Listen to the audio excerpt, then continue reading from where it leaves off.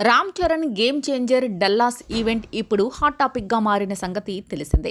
అక్కడికొచ్చిన crowd, నిండిన stadium, Dil Raju, Shankar, Sukumar ఇచ్చిన స్పీచ్లు తెగ వైరల్ అవుతున్నాయి.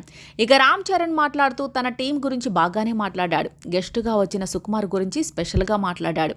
గేమ్ చేంజర్ ఈవెంట్లో చిరంజీవి, పవన్ కళ్యాణ్ పేర్లు వినిపించాయి. కాను అల్లు అర్జున్ పేరు మాత్రం వినిపించకుండా అందరూ జాగ్రత్త పడ్డారనిపిస్తోంది.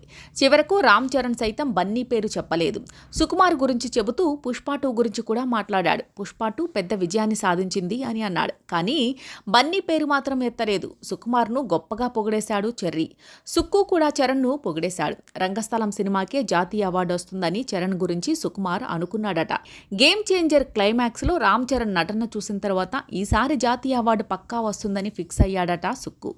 అల్లు అర్జున్ పుష్ప 2 సక్సెస్ మీద కూడా మెగా హీరోలు ఇంతవరకు స్పందించలేదన్న సంగతి తెలిసిందే. రెండో రోజే చిరంజీవి వద్దకు సుక్కు, మైత్రి నిర్మాతలు వెళ్లి కలిశారు. చిరు ఆశీస్సులు తీసుకున్నారు. కానీ చిరు మాత్రం అప్పటికీ ఇంకా సినిమా చూడలేదు. ఇప్పటికైనా చూశాడా లేదా అన్నది తెలియదు. పుష్ప 2 సక్సెస్ మీద మాత్రం మెగా కాంపౌండ్ నుంచి ఇంతవరకు ఒక్క పోస్ట్ కూడా రాలేదు.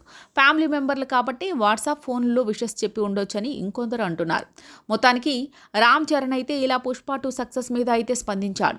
సుకుమార్ను ఆకాశానికి ఎత్తేశాడు. ఇక బుచ్చిబాబు ప్రాజెక్ట్ తరువాత రామ్ చరణ్ మళ్ళీ సుకుమార్తోనే సినిమా చేయబోతున్న సంగతి తెలిసిందే.